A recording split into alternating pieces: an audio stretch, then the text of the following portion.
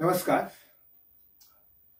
राशींवरती विश्वास ठेवू नका. राशींवरती विश्वास ठेवू नका. कर्मावर विश्वास ठेवा. कर्मावर विश्वास ठेवा. कारण राम आणि रावण यांची रास एकच असते. तसेच कृष्ण आणि कंस यांची रास एकच असते. मात्र त्यांची कर्म वेगवेगळी असतात.